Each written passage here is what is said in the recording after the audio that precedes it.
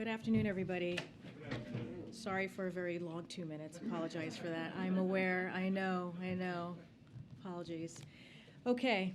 Tomorrow, President Biden and the First Lady will travel to Fort Myers, Florida, to reaffirm his commitment to supporting the people of Florida as they recover and rebuild from the devastating storm. While there, the president will meet with small business owners and local residents impacted by Hurricane Ian and thank the federal, state, and local officials working around the clock to provide life-saving assistance, restore power, distribute food and water, removing debris, and begin rebuilding efforts. Governor DeSantis, the FEMA Administrator Deanne Criswell, and other state and local officials will also provide the president with an operational briefing on the current response and recovery efforts.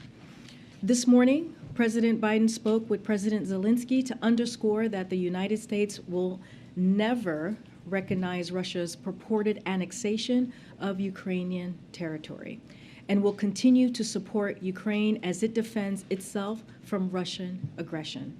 President Biden informed President Zelensky that the United States is providing a new $625 million security assistance package to Ukraine as they continue to defend their country from Russia's invasion.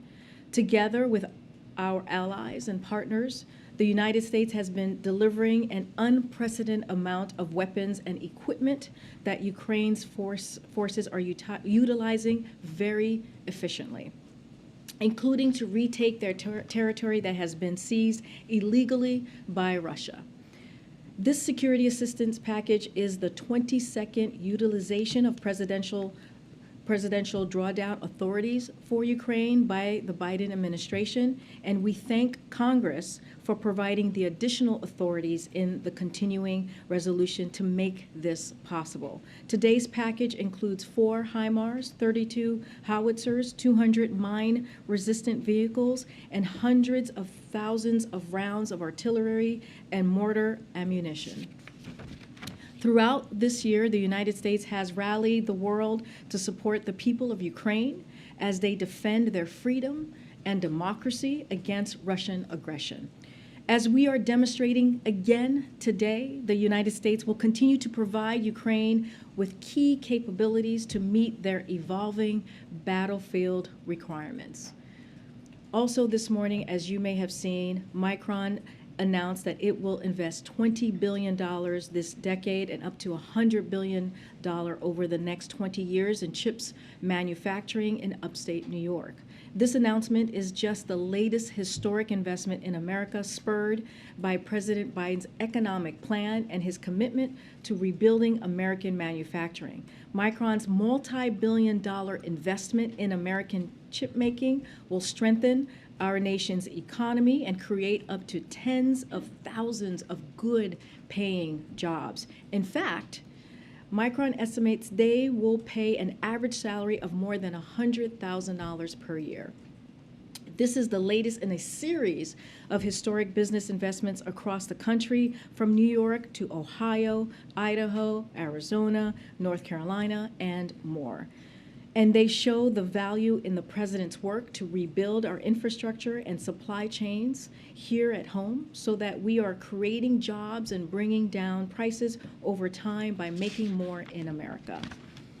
Today marks 100 days since the Supreme Court's Dobbs decision, and President Biden and Vice President Harris are convening the second meeting of the President's Task Force on Reproductive Health Care Access. This morning, we released a report from Jen Klein, who directs the Office of Gender Policy Council, to the Vice President and Vice President on the onslaught of radical and dangerous actions from Republican officials since the Dobbs decisions. That includes, of course, Senator Graham's proposed national abortion ban, and in Arizona, a court decision to reinstate an extreme abortion ban that sends Arizona women back to 1864. As a result of these actions, millions of women are facing barriers to critical health care, and doctors and nurses are facing criminal penalties, including being thrown in jail for providing that essential health care. These extreme abortion bans also have consequences that extend beyond abortion, including reports of women being denied prescriptions at pharmacies to treat miscarriage and conditions like arthritis and cancer, and threats to contraception, including for college students as well. In today's task force meeting, the President and Vice President will hear directly from healthcare providers across the country about the impact that abortion bans are having on their work, and they will also be clear that the only way to fully protect a woman's right to choose is for Congress to act by codifying Roe into law. Finally, a note on junk fees. Last week, at the White House Competition Council meeting, President Biden put a spotlight on so-called junk fees. He explained that too often, companies impose hidden or surprise fees that prevent customers from seeing the full price of what they're buying and hit the most vulnerable Americans the hardest. The president highlighted progress that agencies have already made to address these fees, which will lower costs for American families by over $3 billion this year. And we're pleased to share that the Biden-Harris administration has now delivered even more results for consumers. The Consumer Financial Protection Bureau issued a new order requiring Regions Bank to pay nearly $200 million for illegal surprise overdraft fees, including refunding $141 million to consumers, paying $50 million penalty, and stopping the illegal charges going forward. With that, Colleen, you want to kick us off? Sure, thank you. Has the White House given any more thought to a public health emergency regarding women's reproductive health, especially as the sort of effects of abortion bans extend beyond abortion to miscarriage and other aspects of women's reproductive health?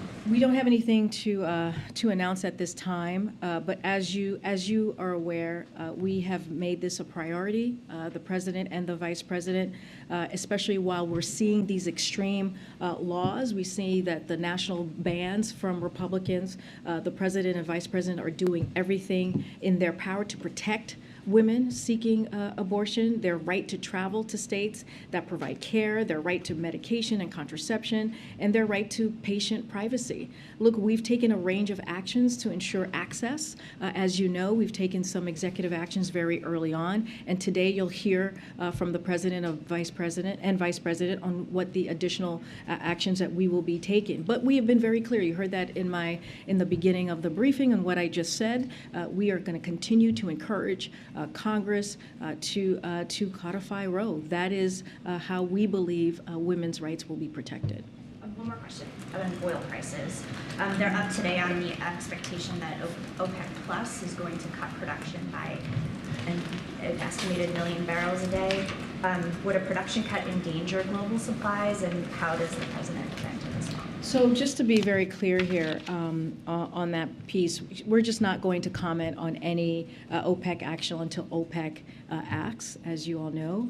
In any event, we will continue to take steps to protect American consumers. Our focus, and it's been very clear for the past several months, has been on taking every step to ensure markets are sufficiently supplied to meet demand for a growing global economy.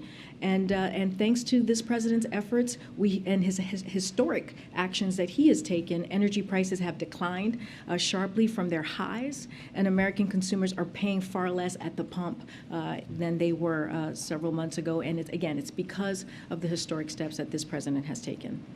Thanks, Karine. Is there, given the 100 days out from the Dobbs ruling, is there a concern in this White House and the administration that this issue is falling in terms of top importance issues that voters are going to be voting on come to the midterms, given that we're now seeing these polls that show that it ranks below the economy, below inflation, so I want to, the calendar moves forward? As you can imagine, I want to be very careful on how I talk about polls and how I talk about, I cannot speak to elections. What I can speak to is this was, if you think about Roe v. Wade, and if you think about how it was a constitutional law for almost 50 years. It protected women for almost 50 years. And in June, when the Dobbs decision was made by the Supreme Court, it took away nearly 50 years of protections for women. And we have seen women respond. We have seen Americans respond just across the country on different initiatives, clearly, and they have been made their voices very loud and clear. And so I expect that we continue to see that type of reaction. We will continue to see, not just from women, but from Americans speak up. And what we have encouraged, what the president has continued to encourage, is to make sure that we get Congress to act. The way that we protect women, the way that we protect privacy, the way we protect contraception, the way that we protect health care for women, and for women to make these decisions. These are difficult decisions that women are making, that they should be making for themselves with their health care provider. No one else should be making that decision. No Republican official, no Republican official in their state or nationally. And so we're going to continue to make that very clear. And then quickly on North Korea, we're seeing a record number of launches this year. This fifth test is just over the week. What's the White House assessment on why this seems to be ramping up? And then in terms of a response, when a similar missile strike happened in 2017, you saw then President Trump send these supersonic bombs.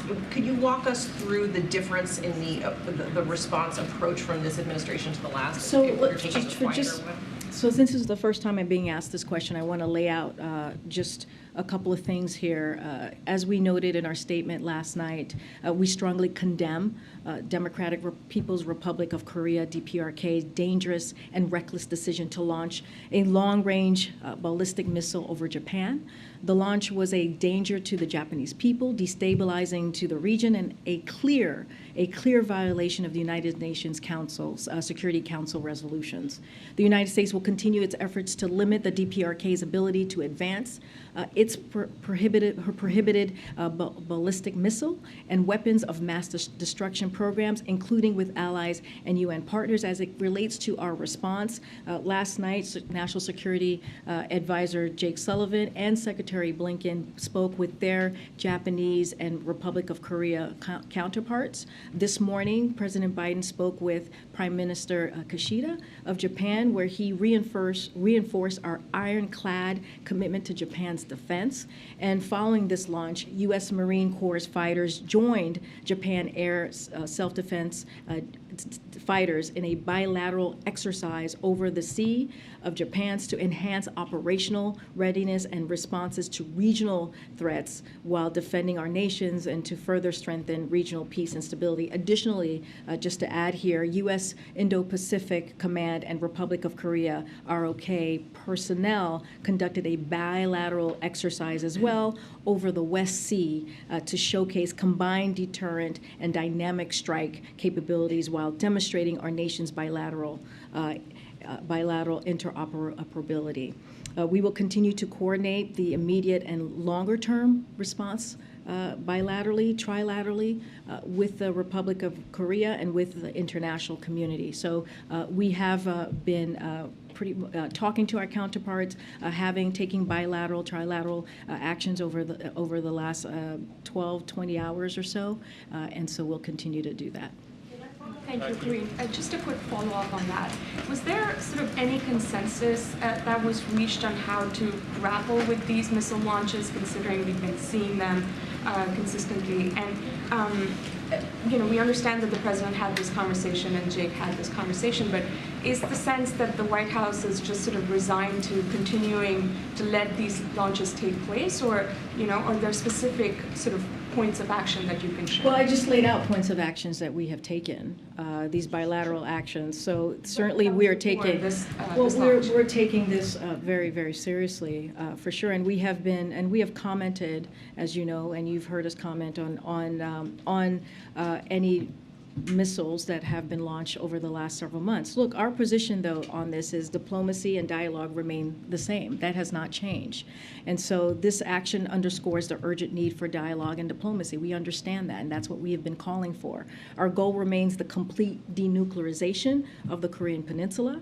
We remain prepared to engage in serious and sustained diplomacy to make tangible progress towards that end, and we remain prepared to meet with the DPRK without preconditions. You've heard me say this multiple times from this podium over the last several months, and it's unfortunate that the DPRK has not responded to our outreach, but again, we are committed to our allies. I just laid out what we have done in the past several hours to show that commitment, and that's how we're going to continue to move forward. And do you think, this missile launch was sort of a direct response from North Korea to the Vice President visiting the DMZ recently? Look, I'm not going to get into the hypotheticals or get into the mind of the North Korea leader.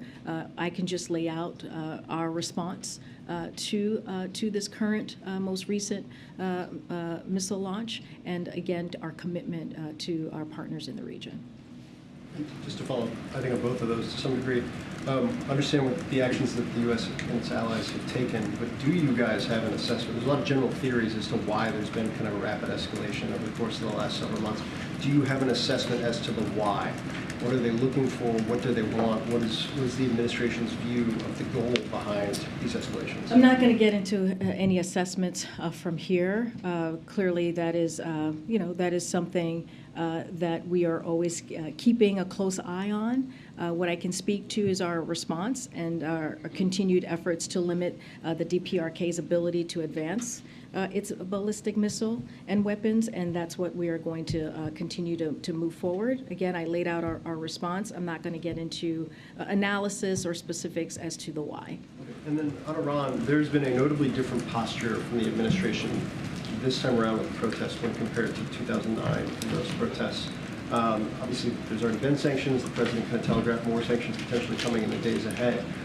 What is the objective here for the United States? Is it to stop the protest crackdowns? Is it to have Iran change the laws that are being protested right now, or is it regime change? What's the kind of goal here? So what our purpose is, and you've heard from the president, you've heard from me, you've heard from the National Security Advisor at this podium and on various networks, is that we stand with all the citizens of Iran who are inspiring the world with their bravery. And we will continue to stand with them. That's how we see our role here. Women and men in Iran should have the right to freedom of expression and assembly. Women should be able to wear what they want, free from violence or harassment. Iran must end its use of violence against its own citizens simply for exercising their fundamental freedoms, their fundamental rights. We will continue to take action to hold Iran officials accountable and support the rights of our Iranians to protest freely. We have, just last week, we laid out the actions that we were taking, making sure that Iranians had access to internet as the government was stopping that freedom to access their right to global internet. We took actions there, and we'll have more this week. You'll hear from the United States on what will be imposing further costs on those how we'll be imposing further costs on those perpetrators of violence against peaceful protesters, and we'll continue to hold Iranian officials accountable. There's no goal to elevate the protests to create perhaps instability in the regime or anything? Well, we see our role of making sure that we show our support and stand with the citizens of Iran at this time. And as you have seen from our actions, that we are taking this very seriously, and you'll hear more this week. I wanted to ask about the status of Brittany Griner's release. As you know, the Russian court has set a court date for her. But this offer has been on the table for months now. Is there any sort of movement to get her released? And is there any sort of deadline that the administration can propose to get some kind of movement on this? So let me first say that we are aware of Russia's announcement that Brittany Griner will be forced to undergo another sham judicial proceeding. She should be released immediately. As we have said many times, Brittany Griner and Paul Whelan have been wrongfully detained by Russian authorities.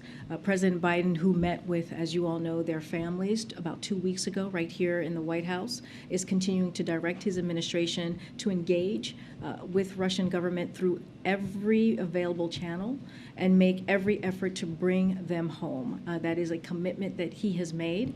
As I have said many times, it is their particular negotiations. But we want Russia, what we will say is that we want Russia to take the offer that we have put on the table, a substantial offer, as you've heard us say many times, seriously. And if not, or they could make a serious counteroffer, but they need to make a serious counteroffer. But again, the president has demonstrated that he is willing to go to extraordinary lengths and make tough decisions to bring Americans home, as he did just over the weekend to bring home all of the Americans designated as wrongfully detained in Venezuela. So this is a commitment that he has made to the American people, and this is a commitment that he has made to their families. You were saying, and if not, then what? I mean, for her family that's been waiting for this for months, and Russia hasn't made any indication that they're accepting this deal. I mean, what else can the administration do to apply? So I just laid out that they should take this offer, the substantial offer that we've put on the table seriously, or make a serious counteroffer. But we need to see a serious counteroffer on this. Look, the president has demonstrated many times during his administration how seriously he takes this, how seriously he takes Americans who are wrongfully detained. We have seen this just over the weekend. We saw this with Trevor Reed. We have made sure that we have taken every step possible to make sure that we bring these Americans home. And so that commitment continues, that commitment stands. And so we're not going to negotiate in public, as you've heard us say many times, but we're going to continue to have those discussions with Russian authorities through the available channels that have been provided to us. And then a quick question on abortion rights and access. The administration's position has been that Congress needs to act, but that is just completely unrealistic. I know the president has supported changing the filibuster rules to allow for a vote, but even, there isn't support in the Democratic caucus for changing those rules. Has the president been talking to kind of holdouts on the filibuster about this? Has he been talking to Republican senators who have their own proposal on abortion access? At what point is the administration saying that Congress needs to act, but is the administration being realistic about what the dynamics on Capitol Hill are? Even if Democrats were able to gain seats, it still wouldn't be enough. Right, and he's also said that the American people need to make sure that their voices are being heard. That is also an important piece of Congress acting. The American people have a say here. They have a say on what happens next on this issue. And so the president has been very clear on that. I have to be very careful in how I speak about the next couple of weeks because I can't speak about elections from here. But he's made that very clear in every speech that he's made about this particular issue, about codifying Roe. And it is, yes, Congress needs to act, but also American public have an important role to play here. They can make their voices heard on this issue. By making sure that they do what we've been seeing across the country, especially on issues that have been put on Roe on the ballot. And you've seen just record amount of women come out and say, no, we are not going to allow this to happen. I just want to be very careful of how far I can go here. But again, this is something that the American people have a say in as well. Hey, Karine. One more for me on North Korea. You've laid out a number of the bilateral and trilateral conversations that are happening at all levels of the government with our allies in the region. In the past, we've seen that China is often a useful interlocutor in terms of dealing with the North Koreans. Is there any outreach at this stage to some of our Chinese counterparts to try to maybe see if there's a way they can be helpful in this situation? And do you have an update on whether the president might be meeting in person with President Xi at the G20? As you know, the president and has had multiple conversations with President Xi, and we've read out all of those phone conversations. We don't have a meeting to lay out or preview for all of you in the next coming weeks or by the end of this year. When we do, we certainly will share that.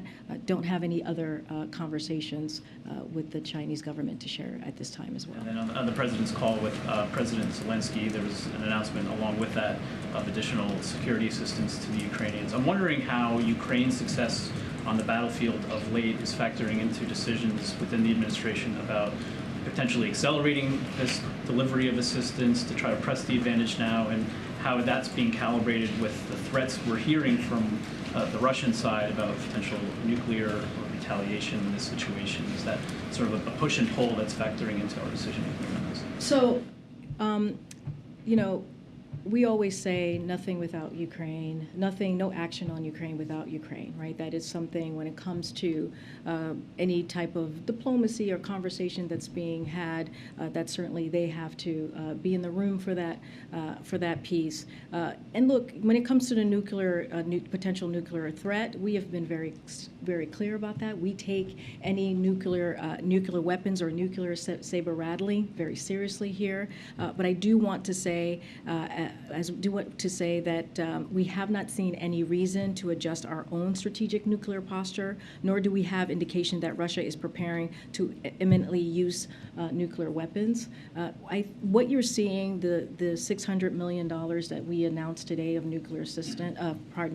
security assistance, is just a continued commitment that we have showed to Ukraine, because as you all know, they are fighting. The brave people of Ukraine are fighting for their freedom. They're fighting for their sovereignty, and so this is something that we believe, not just the U.S., our allies and partners around the world see this as an important partnership that we have to make sure that Ukraine is able to do that. And so, as we have seen their successes on the battlefield, as we have seen them take back even territory that was supposedly annexed just a couple days ago, we're seeing them have those gains and taking back their own territory. And so we're going to continue to make sure that we are there for the Ukrainians. That's why you heard we did the readout of the president's call with Zelensky, saying that we are going to continue to be there and be in partnership with them, and also give them a heads up of what we're going to provide, and making sure that they continue those successes on the battlefield. Look, this is important. This is very serious. When you're talking about a country's democracy, when you're talking about a country's freedom, it is important for us to be there and stand with the Ukrainian people, and that's what you're going to continue to see. And one last question for me. You mentioned the president will be meeting with Governor DeSantis tomorrow as part of his trip to Florida. They've met in person in the past when he was visiting Surfside as well. Both of those conversations were above politics, focused on the tragedies at hand. But I'm wondering if the president will look for an opportunity behind the scenes privately tomorrow to speak with Governor DeSantis about some of his concerns about his actions as it relates to flying migrants into other jurisdictions. So, obviously the president laid out his concerns and outrage by the political stunt, and by the fact that people were misled. You've heard me talk about this. You've heard the president talk about this, and how they were misled and flown across the country with all kinds of promises that were not true. There will be plenty of time to discuss differences between the president and the governor, but now is not the time. As you've heard from the president, he has said, when it comes to delivering and making sure that the people of Florida have what they need, especially after Hurricane Ian, we are working as one. And so that is what the president is going to be doing when he's there in Florida. He's going to be listening to the people who live there, who have lost so much. He's going to be talking to the respondents on the ground who have done tremendous work. As you know, the FEMA administrator will be traveling with him as well. And they're going to, Governor DeSantis and President Biden, as they have done several times leading up to this day, as Florida's been dealing dealing with this hurricane. They're going to talk about what else are the needs in Florida to get to a place of recovery, to get to a place of rebuilding. But again, this is going to be, as you've said, above politics. You have seen them do this before. When Surfside, I remember you traveled with us when we went to Surfside, when the president and Governor DeSantis listened to the people of Florida who dealt in that community, who dealt with so much lost loved ones. And so that's what you're going to see again tomorrow. And also you saw that yesterday in Puerto Rico. Okay. Thanks, Karine. You've said the president was responsible for gas prices coming down. Is the president responsible for gas prices going up? So it's a lot more nuance than that, right? Peter, you know this. There have been global challenges that we all have dealt with. When I say all, meaning other countries as well, have dealt with since the pandemic. There's been pandemic and there's been Putin's war. And Putin's war has increase gas prices at the pump. We have seen that over the past several months. And what the president was able to do, he took some historic steps when you think about the Strategic Petroleum Reserve and making sure that we were able to do everything that we can to bring that cost down for American families, give them a little bit more of a breathing room. And we saw that. We saw that every day this summer, saving American families over $1 per gallon. And so that is what the president's going to continue to stay focused on, our American consumers. How do we continue to keep prices down? That's why we did the Inflation Reduction Act. That's why we talk about the CHIPS Act. All of these things are going to help Americans here in this country. And there are consumers now in California paying $6.41 a gallon for gas, Nevada $5.51, Oregon $5.46. Who can afford that? And we understand that. That's why the president worked so hard the past several months to make sure that he did everything we can to bring gas prices down. We have seen fastest, I know you're pulling out a couple of areas across the country, and I get that, and we understand that there's more work to do. We have never said we were done here. We have always been very clear that there is more work to do, but we have seen, the reality is we have seen the fastest decline in gasoline prices in over a decade. That's because of what this president has done. And again, prices going down by more than $1 per gallon. And these are real savings. They're talking about $100 per month in savings for an average family with 2 cars. When the president went to Saudi Arabia, he said, I'm doing all I can to increase the supply for the United States of America, which I expect to happen. What happened?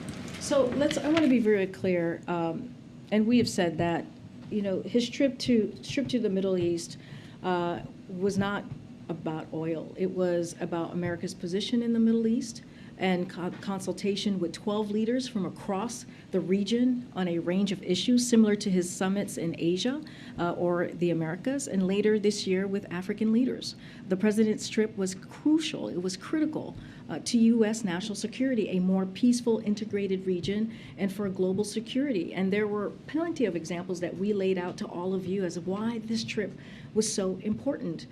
But aside from that, the president took action. As I just mentioned, he took action these past several months, and every day in this summer, you saw prices tick down at the pump. But we didn't just stop there. We saw legislative actions, historic actions that the president took to make sure that we're continuing to create jobs in America. We're continuing to lower prices. So there are multiple actions that this president has taken. Thank you. Can I follow up on Iran? Does the decision by the CIA director, Mr. Bill Burns, to speak out in support of the demonstrators in Iran was coordinated by the White House? Because as you know, Karine, the CIA directors do not speak often. Mm-hmm. So is this a direct message to the Iranian regime that the U.S. will help the demonstrators?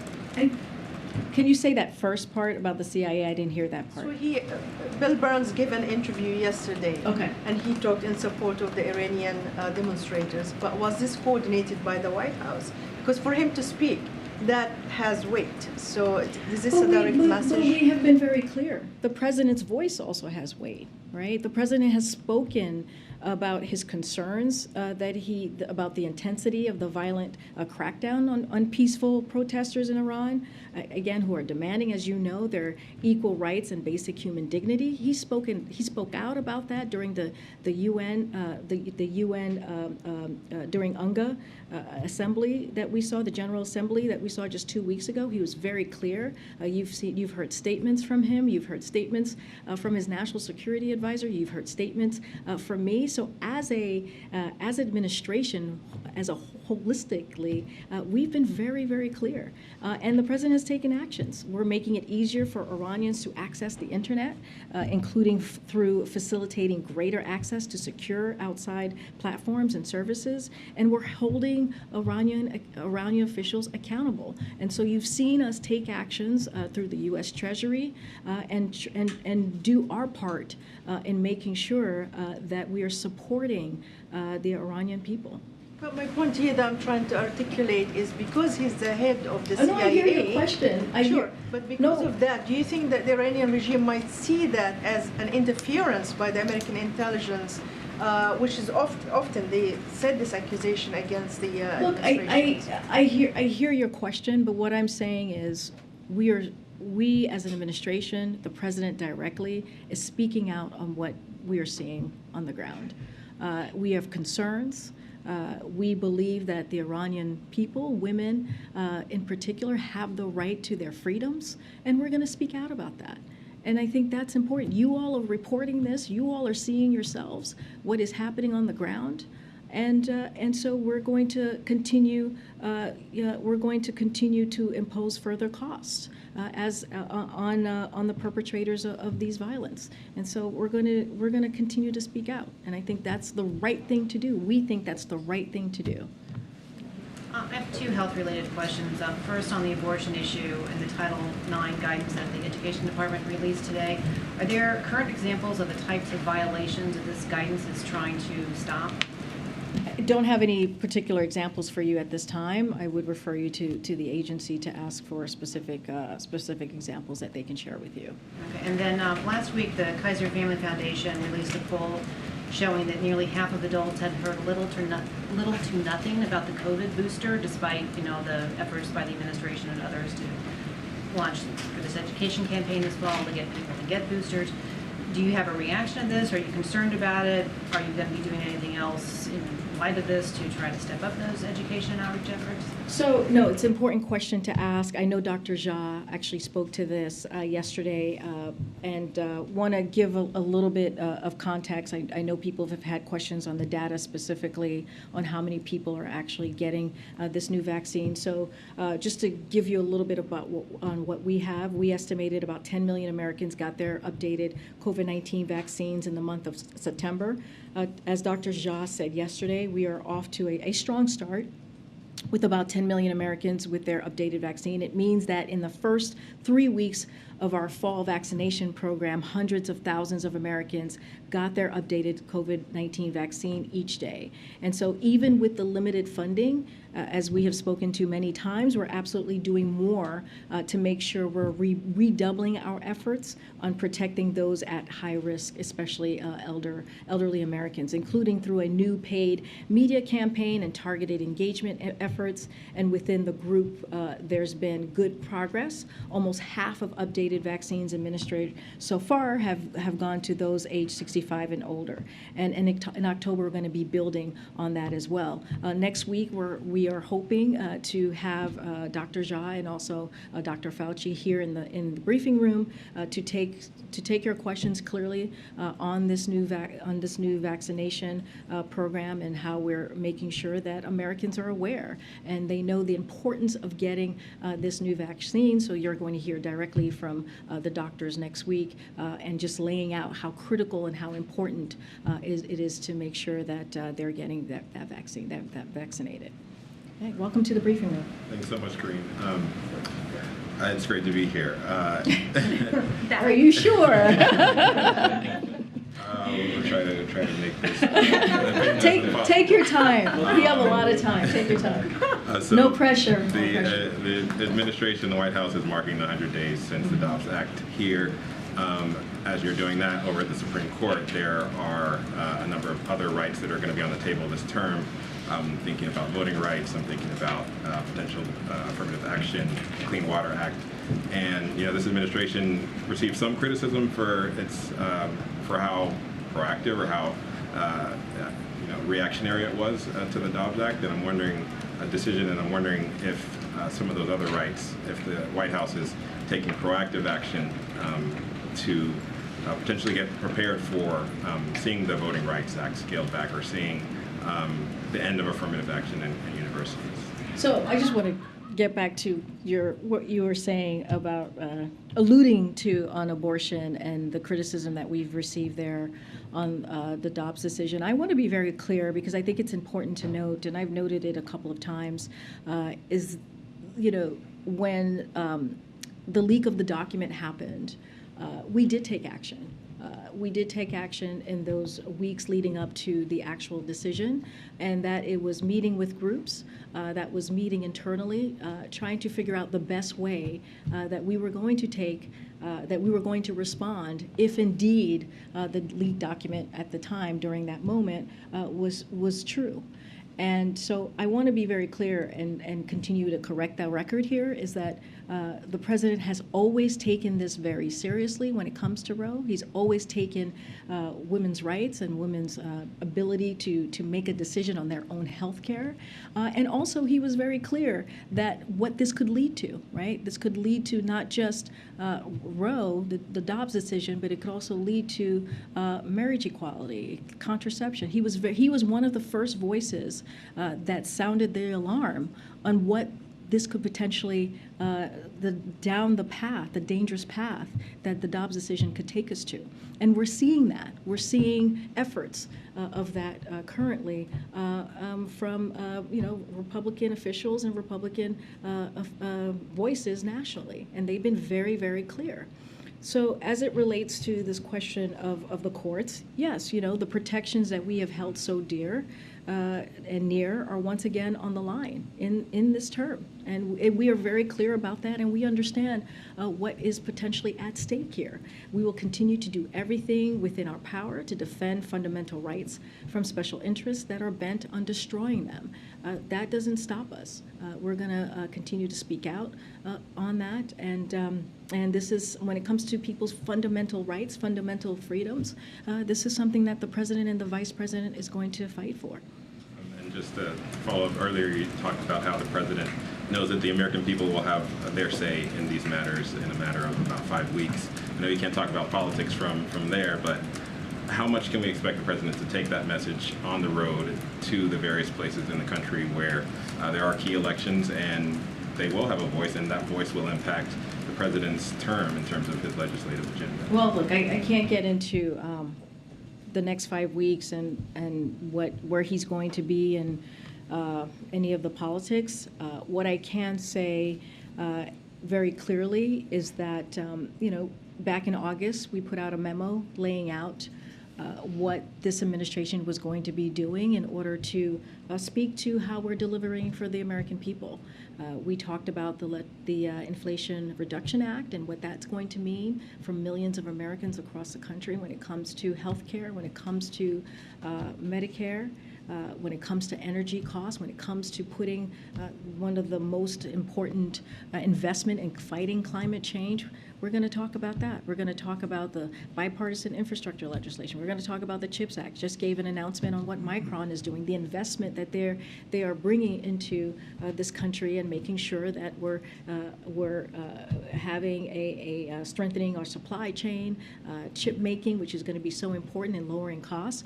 And so it's not just the president. It's going to be the cabinet secretaries. It's going to be the vice president, and it's going to be congressional members within their districts or senators in their states. And so we laid out that plan on what you were going to see from us. Any specifics on any 2022 specific strategy, I cannot speak to that from here. Thank you.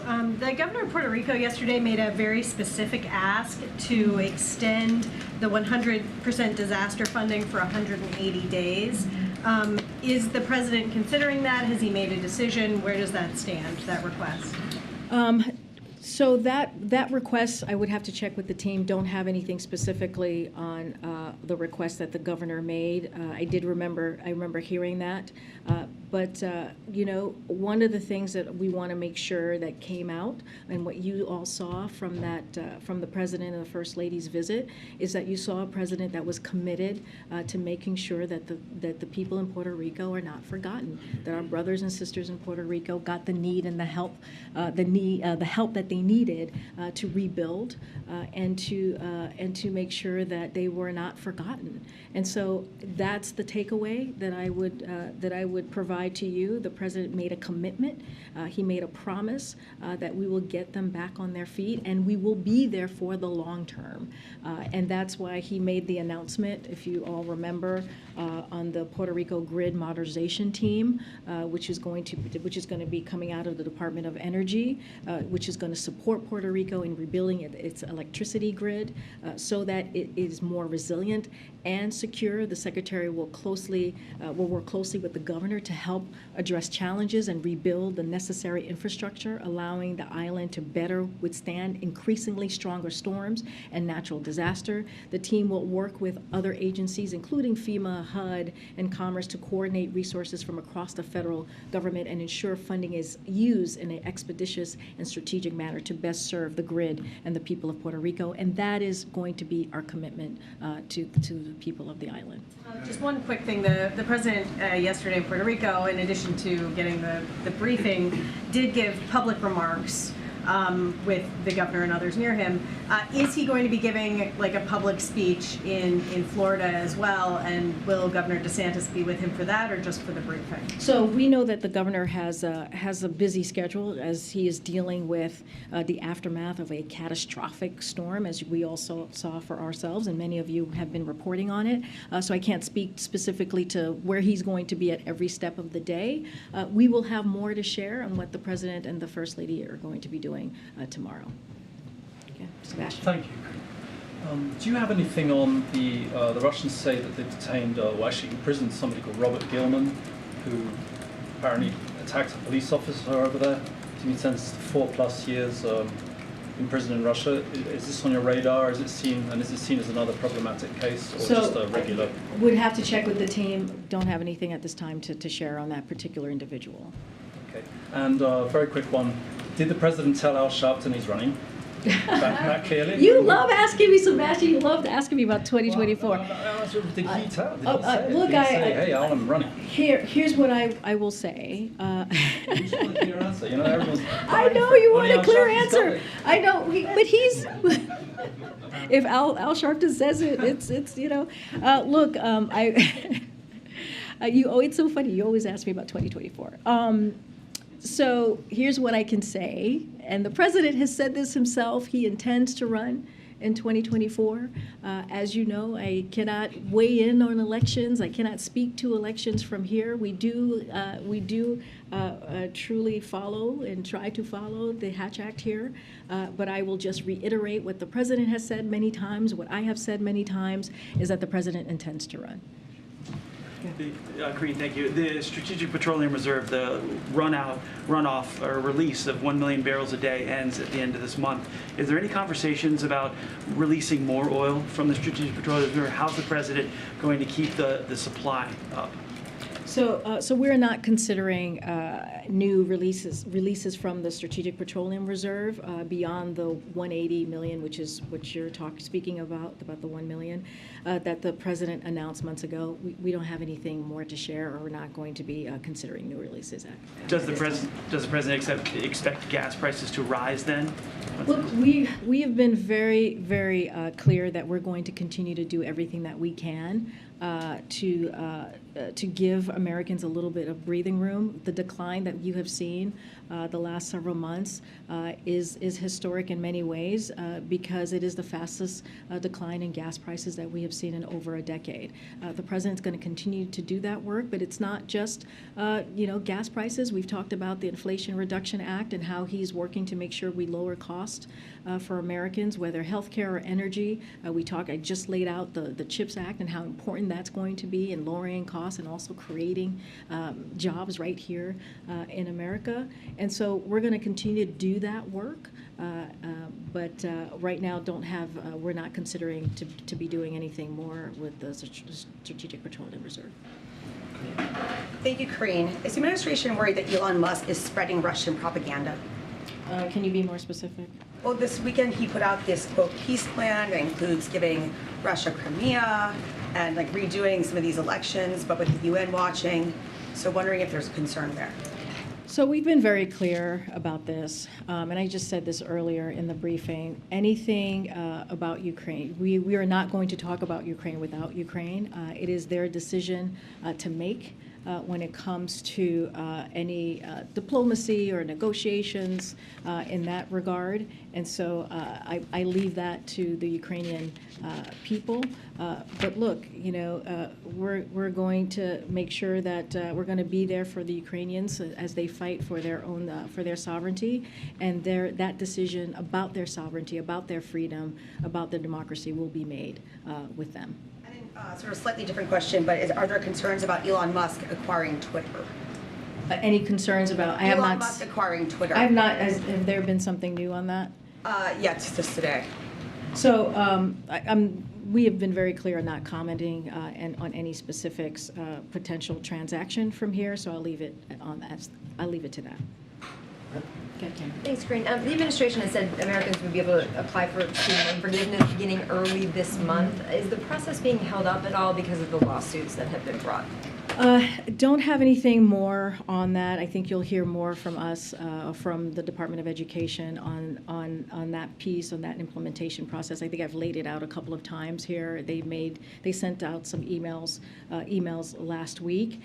But as it relates to the legal pieces, the lawsuits that you're seeing across the country, it's a shame. It's a shame that you have Republicans out there, Republican groups, Republican states that are trying to stop Americans from getting a little bit of a breathing room, a little bit of break.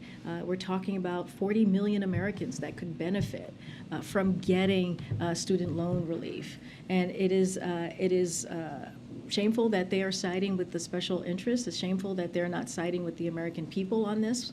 And let's not forget, 90% of borrowers who are going to be receiving that relief will be making under $75,000. So this is a commitment that the president has made. He made it during his campaign, and this is one of the ways that the president is going to continue to work for the American people, trying to find ways to give them a little bit of a break. And let's not forget, the pause is going to lift in December, so people are going to be paying back their loans. And while we're going through that process, he wanted to make sure that folks who were really affected especially by the pandemic, also got that we didn't forget them and give them a little bit of a break as well.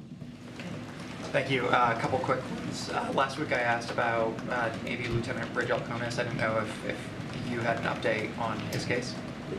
Oh, I do not have an update for you on that. I apologize. You did ask me about that. And then I wanted to ask, the president recently praised a group of Coast Guard rescue swimmers. One of them reportedly faces termination because he isn't vaccinated. And I'm curious, given the threats that we're facing abroad, would the president ever reconsider that vaccination requirement or consider issuing more exemptions? So, as you can imagine, the president has the deepest respect for the U.S. Coast Guard. That is something that you would hear from him directly, and the president and the country are grateful for all of the U.S. Coast Guard heroes that have led the effort to save lives in Florida. We have seen that with our very own eyes these past couple of days. I would refer you specifically to the U.S. Coast Guard on this issue, on this individual questions. It's not something that I would comment from here, but there, of course, have been multiple vaccination requirements, as you know, in place for quite some time. But again, I'm not going to comment from here on an individual case. Okay, then. A third one, last week the president brought up the Italian election unprompted in some remarks, and he seemed to say that the election of the Italian prime minister, or I should say the incoming Italian prime minister, was part of this larger greater global struggle between democracies and autocracies. Was the president suggesting that the election of that prime minister was somehow part of that larger threat to democracy? So look, as we have said, and I have said this before, we respect the democratic choice of the Italian people. We have said that, and is something that we will continue to say. And the United States stands ready and eager to work with the new government that emerges from the electoral process and to continue to work together as allies to advance our many shared goals and interests, mutual interests, as you know. But I don't have anything further on his comments. I will say, the president views just in general, more broadly, the rise of the far right as well known, and that is something he's been very clear about.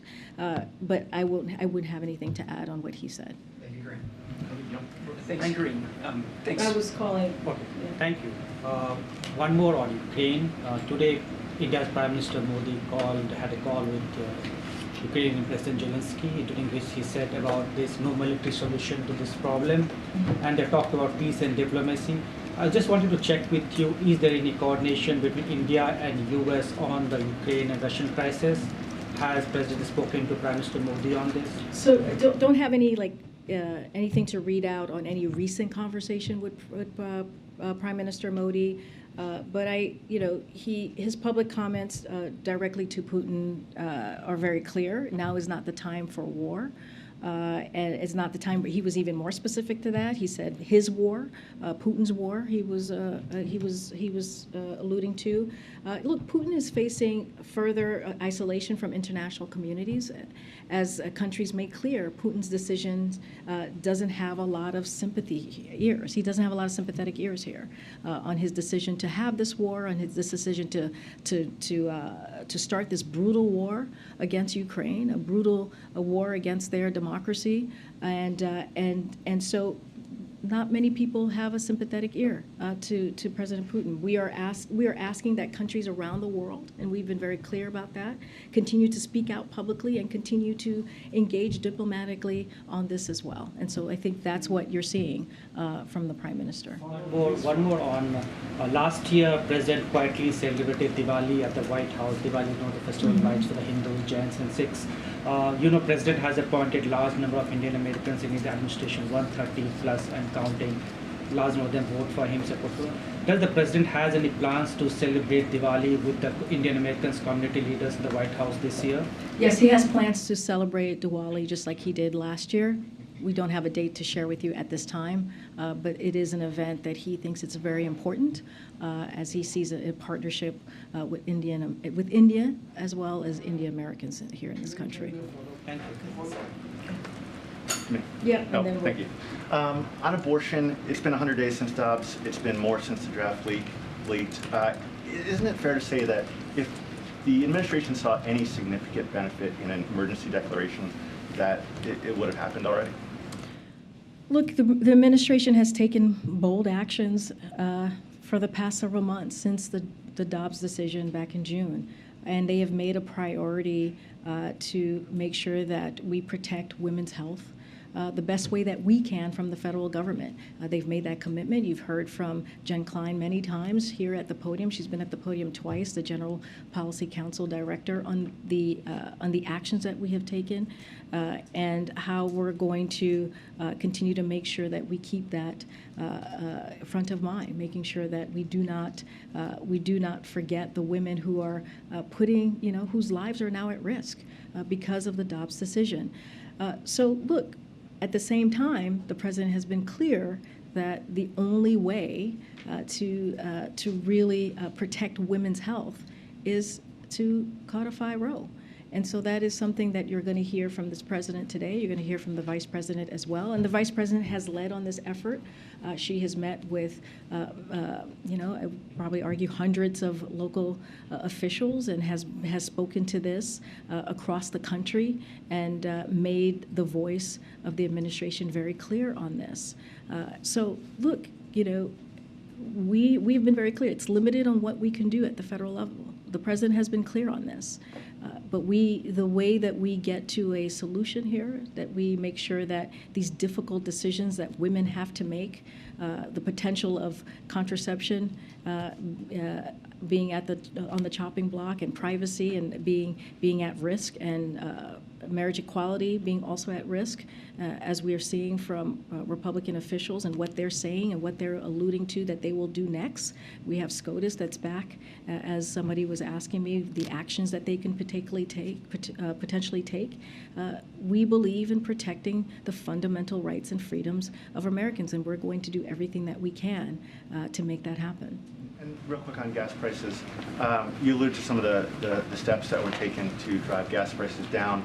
Now that they're going back up, is the White House confident that it has the policy tools remaining to drive those prices back down, or are all the good options essentially exhausted at this point? So, look, again, we're going to do everything that we can here in the administration to lower costs for Americans. That is going to continue to be a #1 priority, especially as we look at the president's economic plan.